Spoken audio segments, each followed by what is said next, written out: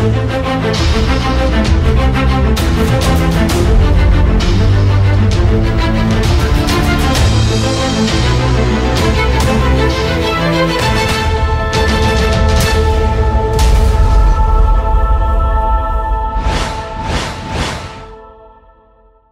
పత్రిక 13వ అధ్యాయము 8వ వచనంలో యేసు ప్రభువును గురించినటువంటి ఒక మాట ఉంది.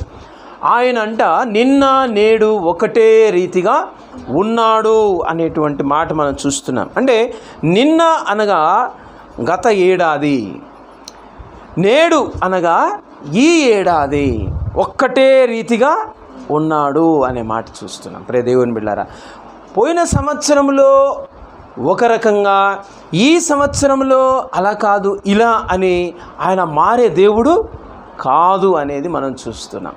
ఇంకొక మాట మనము ఇక్కడ అర్థం చేసుకోవచ్చు. నిన్న అంటే ఆయన క్రొత్త నిబంధన ప్రారంభము కాకముందు, క్రొత్త నిబంధన అంటే కల్వరి సిలువలో ఆయన కార్చిన రక్తమునందు విశ్వాసం ఉంచడం వల్ల నీతిమంతులగుట అనే నిబంధన ప్రారంభము కాకముందు, అంతకు ముందున్నటువంటి బలులు, అర్పణలు, వాటి ద్వారా దేవునితో సంధి చేయబడం అనే నిబంధన ఉన్నప్పుడు ఆయన ఏ విధంగా ఉన్నాడో నిన్న అంటే అది.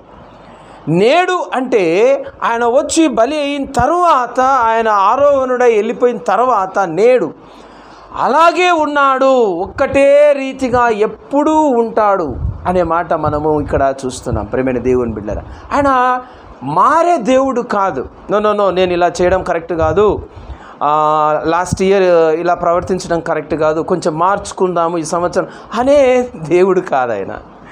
ఆయన దేవుడు అంటే అలాంటి వాడు కాదనమాట. దేవుని లక్షణం ఎప్పుడు ఎలా ఉంటుందంటే నిన్న నేడు ఒక్కటే రీతిగా ఉంటాడు అనే మాట మనం అర్థం చేసుకోవాలి. దేవుని గురించినటువంటి తత్వము, దేవుడు అంటే ఎవరు అనేది మనం అర్థం చేసుకోవాలి. ప్రియ దేవుని బిడ్డలారా, అంటే అర్థం ఏంటి? నిన్న నేడు ఒకటే రీతిగా ఉండటం అంటే అర్థం ఏంటి అనేది మనం తెలుసుకుందాం కొన్ని నిమిషాలు. ఎవరు నిన్న నేడు ఒకటే రీతిగా ఉన్నాడు అంటున్నాడు? యేసు క్రీస్తు అంటున్నాడు. యేసు క్రీస్తు అనే ఈ రెండు విషయాలను, ఈ రెండు పదాలను మనం అర్థం చేసుకుంటే ఆయన ఏ విధంగా గతము ఎలా ఉన్నాడో నేడు కూడా అలాగే ఉంటాడు అనేది మనకు అర్థమైపోతుంది. ప్రేమ దేవుని బిడ్డలారా, యేసు అనగా రక్షకుడు. యేసు అనగా రక్షకుడు.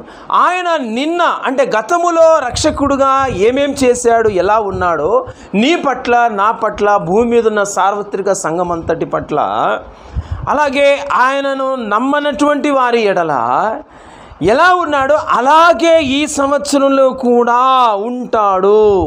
అది దాని అర్థం. ప్రేమైన దేవుని బిడ్డలారా, రక్షకుడు అంటే ఏం చేస్తాడు? రక్షిస్తాడు. Very simple. ఆయన గత సంవత్సరంలో మనల్ని ఏ విషయాల్లో ఎలా ఆయన రక్షించాడో ఈ సంవత్సరంలో, ఈ ఏడాదిలో కూడా అలాగే రక్షిస్తాడు. ప్రేమైన దేవుని బిడ్డలారా, చూడండి, మత్తయి సువార్త 1వ అధ్యాయము 21వ వచనంలో మనలను దేని నుండి ఆయన రక్షిస్తాడు అనే మాట ఆయన ఈ లోకంలో నరావతారిగా పుట్టకముందే ప్రవచించినటువంటి మాట చూడండి. ప్రభువు దూత మాట్లాడుతున్నాడు. ఆమె యొక్క కుమారుని కనును, తన ప్రజలను వారి పాపముల నుండి ఆయనే రక్షించును. గత ఏడాది పాపముల నుండి నిన్ను ఏ విధంగా, ఎలాగున, ఏ రీతిగా రక్షించాడో అదే రీతిగా ఈ ఏడాది కూడా మనల్ని రక్షించబోతూ ఉన్నాడు. అది దాని భావం. దేని భావం? నిన్న నేడు ఒకటే రీతిగా ఉన్నాడు అనేటువంటి వాక్యం యొక్క భావం. ప్రియమైన దేవుని బిడ్డలారా, పాపము నుండి రక్షిస్తాడంట. పాపము నుండి రక్షిస్తాడు. పాపం ఎక్కడుంది? పాపం ఎక్కడుంది? మనిషి లోపలే పాపం ఉంది. మనిషి లోపలే పాపం ఉండి ఆ పాపము మనిషిని ఏం చేస్తూ ఉందంటే ఏలుతూ ఉందన్నమాట. ప్రతి మనిషిని కూడా ఏలుతూ ఉంది, పరిపాలిస్తూ ఉంది. ఆ విషయాలు మనకు రోమాపత్రికలో మనం చాలాసార్లు చూసాం. గుర్తుందా మీకు? రోమా 6:14లో మనం గమనించినట్లయితే పాపము ప్రభుత్వము అనే మాట మనం చూస్తాం. పాపము మనుషుల్ని ఏం చేస్తూ ఉంది నాన్న? ఏల్తూ ఉంది, ప్రభుత్వం చేస్తూ ఉంది.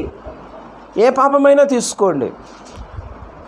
ఈ సెమీ క్రిస్మస్లో అనేక చోట్ల దేవుడు పలికించిన పాపాలు 2 ఉన్నాయి. ఒకటి ఏంటంటే డబ్బు అనేది ప్రతి మనిషిని ఏలుతూ ఉంది.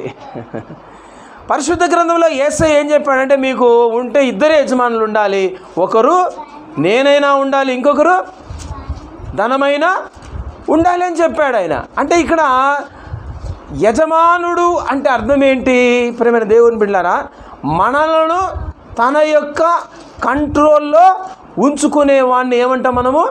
యజమానుడు అని పిలుస్తాం. అవునా కదా? ఇప్పుడు మొత్తం ప్రపంచమంతా డబ్బు కంట్రోల్లో ఉందా లేదా? డబ్బు కంట్రోల్లో ఉందా లేదా? దేవుని బిడ్డలారా, ఆలోచన చేయండి. మొత్తం ప్రపంచమంతా కూడా డబ్బు యొక్క ఆధీనంలోనికి వచ్చేసింది. అంటే ఏలుతూ ఉంది, డబ్బు ఏలుతూ ఉంది మనిషిని. డబ్బు ఉంటే చాలు, అన్ని పనులు జరిగిపోతాయి. అవునా కదా? ఇప్పుడు దేవుని బిడ్డలారా, అయితే ఆ పాపము ఏదైతే నిన్ను ఏలుతా ఉందో, నిన్ను కంట్రోల్ చేసి తన నియంత్రణలోనికి తీసుకొని, తన ఆధీనంలోకి తీసుకొని నువ్వు ఏం చేయలేక ఆ పాపము చెప్పినట్లే చేసేటట్లుగా ఏదైతే చేస్తుందో దాని నుండి రక్షించేవాడే రక్షకుడు. యేసు నిన్న నేడు ఒకటే రీతిగా ఉన్నాడు. గత ఏడాది ఏ పాపము మనల్ని ఏలడానికి ప్రయత్నించిందో అలా ఏలడానికి ప్రయత్నించేటప్పుడంతా, ప్రభువా ఇదిగోనైనా ఈ పాపం నన్ను ప్రభుత్వం చేయాలని చూస్తుంది ప్రభువా, నా జీవితాన్ని తన ఆదిలో తీసుకోవాలని చూస్తుంది ప్రభువా, నాకు ఇష్టం లేదు ప్రభువా, ఈ పాపము నన్ను ఏలకూడదునైనా, నీవే నన్ను ఏలాలి, నీ వాక్యమే నన్ను ఏలాలి అని మనం ప్రభువు దగ్గర వేడుకున్నప్పుడు, ఆ ప్రభువు మనల్ని గతములో ఎలా రక్షించాడో ఆ పాపము యొక్క కంట్రోల్లోనికి పోకుండా, ఆ పాపము యజమానుడై మనల్ని ఏలకుండా ఎలా రక్షించాడో అలానే ఈ ఏడాది కూడా ఇంకెప్పుడైనా సరే ఏలతాడు అనేది మనము ఇక్కడ ఈ వాక్యాన్ని బట్టి నేర్చుకుంటున్నాం. ఏ వాక్యము? హెబ్రీ పత్రిక 13వ అధ్యాయము 8వ వాక్యంలో ఉన్న నిన్న నేడు ఒకటే రీతిగా ఉండును అన్న వాక్యాన్ని బట్టి మనం నేర్చుకుంటున్నాం. ప్రియమైన దేవుని బిడ్డలారా, దేని నుంచైనా సరే ఎవరైనా రక్షించగలరేమో కానీ పాపము నుండి ఒక మనిషిని రక్షించాలంటే, పాపం యొక్క కంట్రోల్లోనికి వెళ్ళకుండా ఒక వ్యక్తి కాపాడబడాలంటే, రక్షింపబడాలంటే it is possible only with Jesus. యేసు వలనే అది సాధ్యమవుతుంది, తప్ప ఇంకెవరి వలన సాధ్యం. యేసయ్య దగ్గరికి వచ్చి నన్ను రక్షించు అంటే చాలు. యథార్థంగా నేను ఈ పాపము నన్ను ఏలకూడదు, ఈ పాపం యొక్క కంట్రోల్లోనికి నేను వెళ్ళిపోకూడదు అని మనం కోరుకొని దేవుని దగ్గరకు వచ్చి ప్రార్థన చేస్తే డెఫినెట్గా ఖచ్చితంగా ఆయన రక్షిస్తాడు. ఈ ఏడాది కూడా రక్షిస్తాడు. రెండవదిగా ఆయన మనలను దేని నుండి గత సంవత్సరము ఆయన కాపాడాడు, ఆయన రక్షించాడు. ఈ సంవత్సరం కూడా ఆయన దేని నుండి ఒకటే రీతిగా ఉండి మనం రక్షిస్తాడనే మాట చూద్దాం. 121వ కీర్తన 3 ఆయన నీ పాదము తొట్టిల్లనీయడు. చూసారా, పాదము తొట్టిల్లకుండా కాపాడడం అనేది యేసు మాత్రమే చేస్తాడు. పాదము తొట్టిల్లడం అంటే అర్థం ఏంటి? కొన్నిసార్లు మన బలహీనతను బట్టి మనం ఏ విషయంలో బలహీనులమో ఆ బలహీనత దగ్గరే సాతాను ఏం చేస్తాడంటే మన కాలు తొట్టిల్లేటట్లుగా, మనం పడిపోయేటట్లుగా చేస్తాడు. అయితే ఇక్కడ ఏమంటున్నాడు? ఆయన నీ పాదము తొట్టిల్లనీయడు, నిన్ను కాపాడువాడు అనే మాట మనం చూస్తున్నాం. యేసు నిన్న అంటే గతంలో మనము అసలు తొట్టిల్లకుండానే ఏ విధంగా మనల్ని కాపాడాడో అలాగే నేడు కూడా, నేడు అంటే ఈ ఏడాది కూడా మనల్ని తొట్టిల్లకుండా కాపాడగల దేవుడు అని దాని యొక్క భావం. ప్రియమైన దేవుని బిడ్డలారా, తర్వాత అదే 121వ కీర్తన 6వ వచనం చూడండి. 6వ వచనం, పగలు ఎండ దెబ్బ అయినను నీకు తగలదు. ఇది ఆయన చేసేటువంటి మరొక కార్యం. రక్షకుడుగా ఏం చేస్తాడు? మొట్టమొదటిది పాపము నుండి రక్షిస్తాడు. రెండవది ఏంటి? పాదములు తొట్టిల్ల నీయకుండా కాపాడుతాడు. మూడవది ఏంటి? ఎండ దెబ్బ తగలకుండా కాపాడుతాడు. ఎండ దెబ్బ తగలకుండా కాపాడడం అంటే అర్థం ఏంటి? ఈ ఎండ ఏదో సమ్మర్ వస్తుంది కదా, ప్రతి సమ్మర్లో ఆ ఎండవడ తగలకుండా కాపాడుతాడని కాదు దీని అర్థం. దాని గురించి కూడా కాపాడతాడు. కానీ యాక్చువల్గా ఇందులో ఆత్మీయ అర్థం ఉంది, ఆత్మీయ భావం ఉంది. దేవుని బిడ్డలు, ఇక్కడ ఎండ అంటే ఏంటంటే మార్కు సువార్త 4వ అధ్యాయం 6వ వచనంలో మనం గమనిస్తే సూర్యుడు ఉదయింపగానే ఎండిపోయేను. అక్కడ విత్తనంలో కూర్చున్నటువంటి ఉపమానము మాట్లాడతాడనమాట. మాట్లాడేటప్పుడు ఆ విత్తనం ఎండిపోయింది కారణం ఏంటంటే సూర్యుని వేడిమి వలన అని చెప్తాడు. ఈ సూర్యుని వేడిమి అంటే ఏంది ప్రభువా అని ఆ ఉపమాన భావం అడిగినప్పుడు శిష్యులు ఏం చెప్తాడంటే శ్రమలు, శోధనలు, పరిస్థితులు మారినప్పుడు దాన్ని దేంతో పోలుస్తున్నాడంటే ఎండ వేడిమితో పోలుస్తూ ఉన్నాడు. ప్రేమైన దేవుని బిడ్డలారా, అంటే మన జీవితంలో గత ఏడాదంతా కూడా శ్రమలు అనేటువంటి ఈ కొలిమి లాంటి ఎండ దెబ్బ. దేవుని బిడ్డలారా, ఈ ఎండ ద్వారా మనకు దెబ్బ తగలకుండా దేవుడు ఎలా కాపాడాడో అలాగే ఈ సంవత్సరం కూడా శ్రమలు అనే ఈ ఎండ వేడిమి మనల్ని అంటకుండా కాపాడతాడు. అంటుకోవడం అంటే ఏంటి? తగలడం అంటే ఏంటి? దెబ్బ. ఎండ దెబ్బ ఒక విశ్వాసికి తగలడం అంటే, శ్రమల దెబ్బ ఒక విశ్వాసికి తగలడం అంటే అర్థం ఏంటంటే ఆ శ్రమలు వచ్చినప్పుడు మనిషి ఏమైపోతాడమ్మా? కృంగిపోతాడు, నిరుత్సాహపడిపోయి ఏం దేవుడు అంటాడు, అవునా కదా? అలా అనకుండా ఆ శ్రమల్లో కూడా యోబులాగా యెహోవా ఇచ్చెను, యెహోవా తీసుకుని పోయిన, యెహోవా నామమునకు స్తుతి కలుగునుగాక అనడమే కాపాడడం.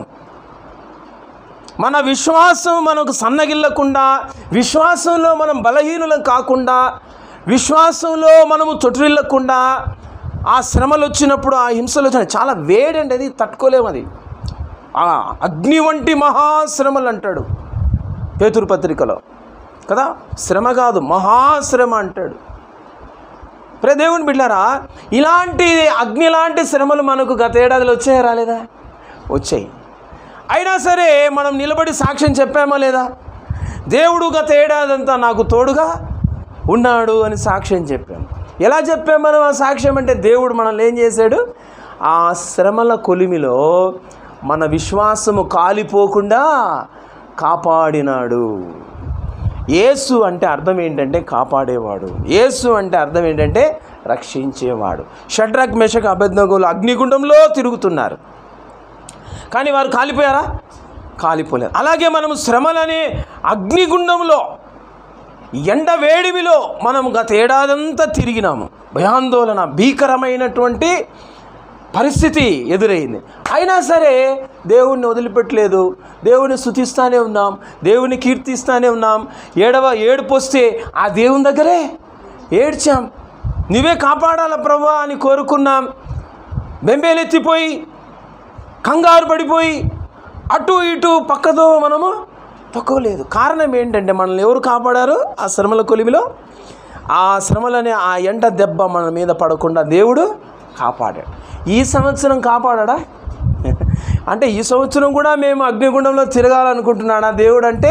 ప్రియమైన దేవుని బిడ్డలారా, అగ్నిగుండం బయట ఉండి నాకేం కాలేదు, నేనంతా బాగున్నాను అనడం గొప్పనా? అగ్నిగుండములో ఉండి బయటకు వచ్చిన షడ్రక్ మెషక్ అబేద్నెగోలు మాకేం కాలేదు, మేము కాపాడబడ్డాము అనేది గొప్పనా? ఆలోచన చేయండి. ప్రియమైన దేవుని బిడ్డలారా, మనలో గొప్ప సాక్షులుగా ఉండాలని దేవుడు కోరుకుంటున్నాడా? లేదంటే ఏదో నార్మల్ క్రైస్తవులుగా ఉండాలని కోరుకుంటున్నాడా? కొంచెం మనము, ఇది కొంచెం భారంగా ఉంటుంది ఈ మాట, నేను చెప్పే మాట. అయినా సరే దీనికి అలవాటు పడాలి. మనలో దేవుడు ఏం చేస్తున్నాడంటే, ఎన్ని శ్రమలు వచ్చినా సరే నా ప్రభువును నేను విడువను, దేవుడు నాకు ఇచ్చిన విశ్వాసాన్ని నేను విడువను అనే విధంగా దేవుడు మనల్ని ఏం చేస్తున్నాడు అంటే తరబీదు చేస్తున్నాడు. ఆ బలాన్ని దేవుడు మనకి ఇస్తున్నాడు. మన మైండ్ను, మానసిక స్థితిని అలా దేవుడు ఏం చేస్తున్నాడంటే చక్కబెడుతున్నాడు, సానబెడుతున్నాడు అన్నమాట. ప్రియమైన దేవుని బిడ్డలారా, అది దేవుడు చేసేటువంటి గొప్ప కాపుదల, దేవుడు ఇచ్చేటువంటి గొప్ప రక్షణ. ప్రియమైన దేవుని బిడ్డలారా, ఇది చాలా ఈజీ అండి. ఏం శ్రమలు లేకుండా దేవుడు అంటే నాకు చాలా ప్రేమ అండి, దేవుడు అంటే నాకు చాలా ఇష్టం అండి, నేను దేవుడిని బాగా స్తుతిస్తానండి అని చెప్పడం చాలా ఈజీ. అలా కాకుండా యోబు లాంటి స్థితిలో ఉండి యెహోవా తీసుకొని పోయిన అయినా సరే ఆయనకు స్తోత్రం కలుగును గాక అని చెప్పడమే చాలా కష్టం. ఆ కష్టమైనటువంటి పనిని మన ద్వారా దేవుడు చేయించాడంటే ప్రేమైన దేవుని బిడ్డలారా, మనకు దేవుడు ఎంత బలాన్ని ఇస్తున్నాడు అనేది అర్థం చేసుకోవాలి. ఈ బలము ఏం బలం అంటే ఆత్మబలం. ఈ బలం ఏంటంటే మానసిక బలము. ప్రియ దేవుని బిడ్డలారా, అది దేవుడిచ్చేటువంటి రక్షణ. తర్వాత మనము హెబ్రీ పత్రిక 13వ అధ్యాయం 8వ వచనంలో ఆయన ఏమంటున్నాడంటే, యేసు నిన్న నేడు ఒక్కటే రీతిగా ఉండును అనలేదు. ఇంకొక మాట వాడాడు, ఏమన్నాడు? యేసు క్రీస్తు నిన్న నేడు ఒకటే రీతిగా ఉన్నాడు అన్నాడు. యేసు ఒకటే రీతిగా నిన్న గతంలో ఉండడం, ఇప్పుడు ఉండడం అంటే ఏమిటి అనేది మనం ధ్యానం చేశాం. అంటే రక్షకుడుగా, కాపాడేవాడుగా గత ఏడాది ఎలా ఉన్నాడో, ఎలా కాపాడాడో, ఎలా రక్షించాడో, పాపము నుండి పాదములు తొట్టిల్లనీయకుండా, ఎండ దెబ్బ తగలకుండా, అలాగే ఈ ఏడాది కూడా ఒకటే రీతిగా ఉన్నాడు ఆయన అనేది మనకు ధైర్యాన్ని ఇచ్చేటువంటి, వాగ్దానంతో కూడినటువంటి, దేవునిలో ఉన్న ఒక గొప్ప సద్గుణం, లక్షణం. ప్రేమైన దేవుని బిడ్డలారా, రెండవది క్రీస్తు అన్నాడు. క్రీస్తు అంటే అర్థం ఏంటి? అభిషిక్తుడు. అభిషిక్తుడు అంటే అనాయింటెడ్ వన్, అంటే అభిషేకము పొందినటువంటి వాడు అని అర్థం. పరిశుద్ధ గ్రంథంలో ముగ్గురు అభిషేకం పొందుకుంటారు. పాత నిబంధనలో మనం చూస్తే, ఒకరు ప్రాఫెట్, ప్రవక్త, రెండవ ఆయన యాజకులు అభిషేకం పొందుతారు, మూడవ వాళ్ళెవరు? రాజులను అభిషేకిస్తారనమాట. యేసు ప్రభు గత ఏడాది క్రీస్తుగా మన జీవితంలో ఏమేం చేశాడో, ఈ ఏడాది కూడా ఆయన అభిషిక్తుడుగా, క్రీస్తుగా అదే కార్యాన్ని చేయబోతున్నాడు. ఎందుకంటే ఆయన నిన్న నేడు ఒకటే రీతిగా ఉన్నాడు. ప్రేమైన దేవుని బిడ్డలారా, ఇప్పుడు ఆయన గత ఏడాది అభిషిక్తుడుగా అంటే ప్రాఫెట్గా, ఒక ప్రవక్తగా, ప్రవక్త ఏం చేస్తాడమ్మా? ప్రవక్త దేవుడు చెప్పమన్న సత్యాన్ని ప్రకటిస్తాడు. ప్రవక్త ఇంకా ఏం చేసేవాడంటే, మన పాత నిబంధన గ్రంథంలో మనం చూసినట్లయితే ఫ్యూచర్, భవిష్యత్తును ముందే చెప్పేస్తాడనమాట. అలాగే గత ఏడాది కూడా, గత కాలంలో కూడా యేసు ప్రభుల వారు ప్రవక్తగా అంటే క్రీస్తుగా, అభిషిక్తుడుగా మన జీవితంలో ముందు ఏమేం జరగబోతుందనేది చెప్పలేదా? చెప్పాడా లేదా? చెప్పాడు. కళల ద్వారా చెప్పాడు, ప్రవచనాల ద్వారా చెప్పాడు, లేకపోతే వాక్యం ద్వారా బయలుపరిచాడు. ముందే చెప్పాడా లేదా? ఈ సంవత్సరం కూడా ఆయన మన ఫ్యూచర్ను మనకు ముందే చూపిస్తాడు, మనకు తెలియపరుస్తాడు. కానీ దేవుని బిడ్డారా, ఇదిగో సాతాను ఫలానా రూపంలో నిన్ను శోధించబోతున్నాడు, ఇదిగో ఫలానా రూపంలో నీకు ఆపద రాబోతుంది అని గత ఏడాదంతా దేవుడు ఏ విధంగా ఒక ప్రవక్తగా ఆయన ఉంటూ, యేసుక్రీస్తునాథుడు మనల్ని ముందుగానే హెచ్చరించి, ముందుగానే జాగ్రత్త పరుస్తూ నడిపించాడో, అలాగే ఈ సంవత్సరం కూడా ఒకటే రీతిగా ఉన్నాడు కాబట్టి నడిపించబోతూ ఉన్నాడు. అది ఎంత క్షేమం అండి మనకు. ముందే జరగబోయేది చెప్పాడు అనుకో, మనం జాగ్రత్త తీసుకుంటామా లేదా? వెరీ ఈజీ, ముందే తెలిసిపోయింది సీక్రెట్, సాతానిది ప్లాన్. అప్పుడు దాన్ని బట్టి మనం ఏం చేస్తాము? హుషారైతాం, జాగ్రత్తగా ఉంటాం, అందులో నుంచి తప్పించబడతాం. ఫలానా చేతబడి చేస్తున్నారు నీ మీద, నిన్ను చంపాలని అని ముందే బయలుపరిచాడు. దాన్ని బట్టి ఏమవుతాం? మనము రెడీ అయిపోతాం, దాన్ని ఎలా ఎదుర్కోవాలి, ఆ సాతాను యొక్క శక్తులను ఏ విధంగా ఢీకొట్టాలి, వాటిని ఏ విధంగా మనము నిర్వీర్యం చేయాలి, పనికి రాకుండా చేయాలి అని ముందే మనం రెడీ అయిపోతాం. ప్రియమైన దేవుని బిడ్డారా, సో మన భవిష్యత్ అనేది ఆయన అభిషిక్తుడుగా గత ఏడాది ఏ విధంగా ఆయన బయలుపరుస్తూ నడిపించాడో, ఈ ఏడాది కూడా అలాగే నడిపించబోతున్నాడు. అలాగే ఆ దినాల్లో ప్రవక్తలు ఏం చేసేవాళ్ళంటే మిరాకిల్స్ అండ్ హీలింగ్స్, అంటే అద్భుతాలు, స్వస్థతలు చేశారు. ఆ దినాల్లో ప్రవక్త అంటే అభిషేకం వచ్చిందంటే అతను ఏం చేస్తాడు? అద్భుతాలు జరుగుతాయి అభిషేకం ద్వారా, తర్వాత స్వస్థతలు. యేసు ప్రభుల వారు అభిషిక్తుడుగా లెక్కలేనంత కొలత లేకుండా పరిశుద్ధాత్మ దేవుని యొక్క అభిషేకము, శక్తి యేసు ప్రభు మీద ఉండి ఈ భూమి మీద ఏ కార్యాలు చేయించాడో, ఆ దినాల్లో ఏం చేశాడో ఆ అద్భుతాలు. 5 రొట్టెలు 2 చేపలు ఎంతమంది తిన్నారు? ప్రేమ దేవుని బిడ్డారా, మన జీవితంలో మనకు నిన్ననే నేను సాక్ష్యం చెప్పాను, మన మినిస్ట్రీకి వచ్చేది ఎంత కానుక? కొంచెమే. అయితే కొన్ని వందల మంది, ఎంతోమంది ఈ మినిస్ట్రీకి వచ్చి ఆ 5 రొట్టెలు 2 చేపల ద్వారా పోషించబడ్డారు.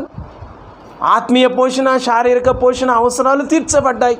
ఇది దేవుడు ఆయన అభిషిక్తుడిగా చేసినటువంటి మరి మిరాకిల్ కాదా? అలాగే సాక్ష్యం కూడా చెప్పారు విశ్వాసులు. మాకు వచ్చేది ఎంత, మా వ్యాపారంలో 200 మిగిలేది, అయినా సరే 5 రొట్టెలు 2 చేపల్లాగా దేవుడు ఆశీర్వదించాడని సాక్ష్యం చెప్పాడు. అంటే గత ఏడాదిలో దేవుడు అభిషిక్తుడుగా, అంటే ఒక ప్రవక్తగా ఆయన ఉంటూ ఈ విధంగా మిరాకిల్స్ చేసినవాడు ఈ సంవత్సరంలో చేయడా? ఖచ్చితంగా చేస్తాడు. అందుకే ఆ వాక్యం చెప్తుంది హెబ్రీ 13:8 ఏమని? యేసు క్రీస్తు నిన్న నేడు ఒకటే రీతిగా ఉన్నాడు. ప్రేమైన దేవుని బిడ్డలారా, తర్వాత హై ప్రీస్ట్ అంటే ప్రధాన యాజకుడు. యాజకుడిని కూడా వాళ్ళు అభిషేకిస్తారు. యాజకుడు ఏం చేస్తాడంటే మనుషులకు దేవునికి మధ్యలో వెళ్ళి మధ్యవర్తిగా ఉండి ఆ మనుషుల యొక్క పాపాల కొరకు, పరిహారం కొరకు, ప్రాయశ్చిత్తం కొరకు చిందించబడిన రక్తాన్ని అతి పరిశుద్ధ స్థలములోనికి తీసుకెళ్ళి ప్రజల పక్షాన, తన పక్షాన అక్కడ చల్లి, ఆ కరుణాపీఠం మీద చల్లి వస్తాడనమాట. దేవుని సన్నిధిలో ప్రజల తరపున నిలబడతాడు. ఎవరు? యాజకుడు, అభిషిక్తుడు. సో యేసు ప్రభువు మనకు ప్రధాన యాజకుడు అని పరిశుద్ధ గ్రంథంలో మనం చాలా చోట్ల చూస్తాం. హెబ్రీ పత్రిక 4వ అధ్యాయము 14వ వచనం చూడండి. ఆకాశ మండలము గుండా వెళ్ళిన దేవుని కుమారుడైన యేసు అను గొప్ప ప్రధాన యాజకుడు మనకు ఉన్నాడు. మన తరపున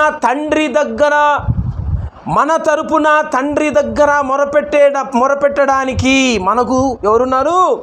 యేసు ప్రభు ఉండినాడు గత సంవత్సరంలో. దేవుని బిడ్డలారా, మనం ఏ విషయాలు ప్రార్థన చేయలేకపోయినామో, చేయవలసిన విధానములో మనం ప్రయత్నించి కూడా చేయలేకపోయినామో, అయినా సరే అడిగిన వాటికంటేను, ఊహించిన వాటికంటేను అత్యధికంగా మనం అనుభవించామా లేదా? అనుభవించాం. ఎలా సాధ్యమైంది అది? ఎలా సాధ్యమైందంటే, నువ్వు అడగనివి కూడా పరలోకంలో తండ్రి దగ్గర ఎవరు అడుగుతున్నారు?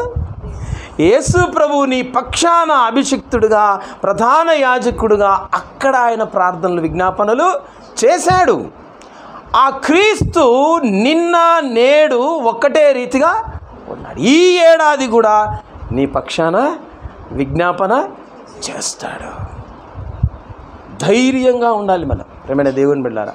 అందుకే అంటాడు ఒక చోట, మనము బలహీనులము, ప్రార్థన చేయలేము, అయితే ఆత్మ తానే మన పక్షాన విజ్ఞాపన చేయుచు మనకు సహాయము చేయుచున్నాడు.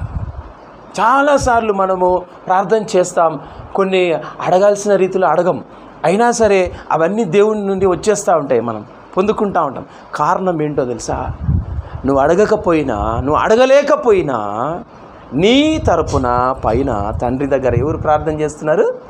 యేసు క్రీస్తు ప్రార్థన చేస్తున్నాడు. అందుకే ఆయనకు అభిషిక్తుడు అనే పేరు, ప్రేమైన దేవుని బిడ్డలారా. అంటే హై ప్రీస్ట్. అదే హెబ్రీ పత్రిక 4వ అధ్యాయం 16వ వచనంలో ఆయన అలా ప్రార్థన చేయడాన్ని బట్టే మనం సహాయం పొందామని ఉంటా చూడండి. గనుక మనము కనికరింపబడి సమయోచితమైన సహాయము కొరకు కృప పొందునట్లు ధైర్యముతో కృపాసనమునొద్దకు సమయోచితమైన సహాయం మనం పొందేటట్లుగా మన పక్షాన మీడియేటర్గా, మధ్యవర్తిగా యేసయ్య నిలబడతాడు. అక్కడ వాని ప్రార్థన నేను వినను, ఎందుకంటే వాడు పాపములో కొనసాగుతున్నాడు అని తండ్రి అన్నాడు అనుకో, అప్పుడు మన పక్షాన ఏమని వాదిస్తాడు ఆయన? యేసయ్య అతను చేసిన లేదా ఆమె చేసిన పాపము నిమిత్తం కూడా నేను కల్వరి సిలువలో బలైనాను కదా తండ్రి, నా రక్తాన్ని చిందించాను కదా తండ్రి, అక్కడ నా ప్రాణ త్యాగాన్ని బట్టి ఆధారం చేసుకొని అతని ప్రార్థనను ఆలకించు, అంగీకరించు, సహాయం చేయి అని మన తరపున అక్కడ ఆయన ఉంటాడనమాట. మీడియేటర్గా, మధ్యవర్తిగా ఉంటాడు ఆయన. హై ప్రీస్ట్, అభిషిక్తుడు అంటే అది అర్థం, ప్రేమైన దేవుని బిడ్డలారా. అన్నీ కూడానండి మన తరపున, అన్నీ కూడా మనకు అన్నీ కూడా భూమి మీద చక్కగా ఏ సమయంలో ఏమేం జరగాలి అన్నీ జరగడానికి కారణం ఏంటంటే ఒకటే, మన ప్రధాన యాజకుడు మన తరపున అక్కడ ఉన్నాడు. అది మనకున్నటువంటి ధైర్యం, ప్రేమైన దేవుని బిడ్డలారా. తర్వాత మూడవది వాళ్ళు చేసేటువంటిది ఏంటంటే, మూడవ విషయం ఏంటంటే, వాళ్ళు చేసేది ప్రధాన యాజకులు వారి కింద లేవీయులు ఉంటారు. లేవీయులు అంటే సేవ చేసేవారు మందిరంలో. వాళ్ళ పైన ప్రధాన యాజకుడు ఉంటాడనమాట. ఆ ప్రధాన యాజకుడు కింద ఉన్నటువంటి లేవీయులను అందరినీ, వాళ్ళు చేసే మందిర పరిచర్యను అంతటినీ కూడా సూపర్వైజ్ చేస్తాడు. అన్నీ కూడా, ఆ రెస్పాన్సిబిలిటీస్ అన్నీ కూడా ఆయన దగ్గరుండి చక్కగా జరగవలసిన విధానంలో జరిగేలా చూసుకుంటాడు. సో ఇక్కడ సేవకులకు, ఉపదేశకులకు ఇక్కడ ఒక ధైర్యాన్ని ఇచ్చేటువంటి ఒక మాట. క్రీస్తు ఏ విధంగా భూమి మీద ఉన్న సార్వత్రిక సంఘంలో పనిచేస్తున్న దేవుని సేవకులు ఎంతమంది ఉన్నారో, ఎన్ని రకాల పరిచర్యలు చేశారో, వారందరినీ కూడా ఆ ప్రభువు గత సంవత్సరము, గతేడాది, గత కాలంలో ఏ విధంగా నడిపించాడో, ఈ ఏడాది కూడా క్రీస్తుగా, అభిషిక్తుడుగా, హై ప్రీస్ట్గా, ప్రధాన యాజకుడుగా ఉండి ఈ సంవత్సరం కూడా సేవ పరిచర్య చేయించుకోబోతున్నాడు. హల్లెలూయా. తర్వాత ఈ హై ప్రీస్ట్ చేసే, ప్రధాన యాజకుడు చేసే మరొక కార్యం ఉంది. ఏంటంటే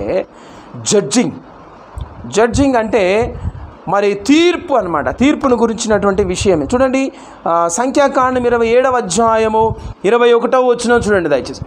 యాజకుడైన ఎలియాజరు ఎదుట అతడు నిలువగా అతడు యెహోవా సన్నిధిని ఊరీము తీర్పు వలన అతని కొరకు విచారింపవలను. చాలు. ఈ ఊరీము అనేటువంటిది ఏంటంటే, ఇది ఒక డివైస్ అండి. ఇది ఒక స్టోన్స్ లాగా ఉంటాయి అన్నమాట. ఇవి వేసి ఏం చేసేవాళ్ళంటే దేవుని చిత్తం ఏమిటి అని తెలుసుకునేవాళ్ళు. ఈ పని చేయమంటున్నాడా, చేయొద్దంటున్నాడా అని తెలుసుకునేవాళ్ళు అనమాట. ఇవి ఎవరి దగ్గర ఉంటాయంటే, ఈ స్టోన్స్ ప్రధాన యాజకుడి దగ్గర ఉంటాయి. ఆ యాజకుడి దగ్గరికి వెళ్తారనమాట. వెళ్ళినప్పుడు ఆయన ఈ చీటీలు వేస్తారు కదా, అలా అంటేమన్నమాట. అవి వేసి ప్రార్థనాపూర్వకంగా వాళ్ళకి చెప్తాడు, నువ్వు వెళ్ళొచ్చు, నువ్వు వెళ్ళకూడదు, నువ్వు చేయొచ్చు, చేయకూడదు అని వాళ్ళకు జడ్జిమెంట్ చెప్తాడనమాట. అంటే దేవుని యొక్క చిత్తాన్ని ఆయన యాజకుడి దగ్గరికి వెళ్ళి ఆ కాలంలో ప్రజలు ఈ ఊరీము ద్వారా తెలుసుకునే వాళ్ళు అన్నమాట. యాజకులను దేవుడు ఆ విధంగా వాడుకున్నాడు. యేసు ప్రభుల వారు మనకు ప్రధాన యాజకుడు, మన ప్రధాన యాజకుడు అన్నాడు కదా అక్కడ హెబ్రీ పత్రికలో మనం చూసాం కదా. మన ప్రధాన యాజకుడు మనకు చేసే మరొక కార్యం ఏంటమ్మా, దైవ చిత్తం ఏమిటో మనకు ఎప్పటికప్పుడు అవసరం వచ్చినప్పుడంతా మనకు తెలియపరిచాడు గత సంవత్సరం. అవునా కదా? గత సంవత్సరము తెలిపాడు, ఈ సంవత్సరము కూడా, ఈ ఏడాది కూడా, ముందున్న ఆయుష్కాలం అంతా కూడా తెలుపుతాడు. ఎందుకంటే క్రీస్తు నిన్న నేడు ఒకటే రీతిగా ఉన్నాడు. ప్రేమైన దేవుని బిడ్డలారా, తర్వాత అనాయింటింగ్ అనేది ఇంకొకరికి చేస్తారు. ఎవరికంటే రాజులకు చేస్తారు. యేసు ప్రభుల వారు ఆయన యాజకుడు మాత్రమే కాదు, ప్రవక్త మాత్రమే కాదు, అభిషిక్తుడంటే ఆయన రాజు కూడా. రాజు ఏం చేస్తాడు? పరిపాలిస్తాడు. తర్వాత యుద్ధాలు చేస్తాడు. ఈ రెండు చేస్తాడు. ఓకేనా? మనము పోరాటం చేస్తున్నాం. రాజు దగ్గర కూడా పోరాటం చేసేటోళ్ళు ఉంటారు లేదా, సైనికులు? ఏమైనా దేవుని బిడ్డలారా, దేవుడు గత సంవత్సరము మన పక్షాన ఎన్ని యుద్ధాలు చేశాడో, పోరాటాలు చేశాడో. ఏం పోరాటాలు చేశాడు? మనం ఏం పోరాటాలు చేస్తున్నాం? నెంబర్ 1 పాపముతో పోరాడుతూ ఉన్నామంటాడు. నెంబర్ 2 సాతానుతో పోరాడుతున్నామంటాడు. నెంబర్ 3 లోకముతో పోరాడుతున్నామంటాడు వాక్యంలో. నెంబర్ 4 శరీరాశలతో పోరాడుతున్నామంటాడు. మనం చాలాసార్లు పోరాడి ఇంకా నా వల్ల కాదు ప్రభువా, నేను చేతులు ఎత్తేస్తున్నాను, ఈ శరీరాశే నన్ను జయించునుగాక అనే విధంగా మనం అయిపోతాం. ఆ టైంలో రాజుగా ఖడ్గం ఆయన తీసుకుంటాడు. ఆయన ముందు నిలబడతాడు. మన పక్షాన ఆయన ఏం చేస్తాడు? యుద్ధం చేస్తాడు. యుద్ధం చేసి ఆ శరీరాశను మన కంట్రోల్లోనికి మనం తీసుకునేటట్లుగా దేవుడే మనకు విజయాన్ని సంప్రాప్తింపచేస్తాడు. హల్లెలూయా. సాతానుతో మనం పోరాడుతున్నప్పుడు వాడి శక్తి ఎక్కడ, నా శక్తి ఎక్కడ, నేనేలా పోరాడగలను అంటూ చేతులు ఎత్తేస్తున్నటువంటి సమయంలో, బిడాను భయపడద్దు, నేనున్నా నీ పక్షాన యుద్ధం చేయడానికని ఆయన వచ్చి సాతానుతో విరోచితంగా పోరాడి మనకు అత్యధిక విజయము ఇస్తాడు. ప్రేమైన దేవుని బిడ్డలారా, లోకాన్ని నేను తట్టుకోలేను ప్రభా, ఈ మనుషులు మాట్లాడే మాటలు, ఈ మనుషులు చూసే చూపులు వద్దు నాయన, నా వల్ల కావడం లేదు ప్రభా అని మనము కొన్నిసార్లు చేతులు ఎత్తేస్తాం. అప్పుడు ఎవరు వస్తారు? రాజుగా అభిషిక్తుడైనటువంటి క్రీస్తు వచ్చి నీ పక్షాన పోనాడి అదే సమాజం ముందు, అదే ప్రజల ముందు నువ్వు తల ఎత్తుకొని నిలబడేలా గత ఏడాది చేసినోడు ఈ ఏడాది కూడా చేస్తాడు. ఎందుకు? హెబ్రీ 13:8 ప్రకారం ఆయన నిన్న నేడు ఒక్కటే రీతిగా ఉన్నాడు. గత ఏడాది మనల్ని పరిపాలించాడు, ఆయన ఈ ఏడాది కూడా పరిపాలిస్తాడు మన జీవితాన్ని. అలా దేవుడు మన జీవితాలను నిత్యము పరిపాలించునుగాక. అలా దేవుడు మన జీవితాలను నిత్యము విజయం వైపు నడిపించునుగాక.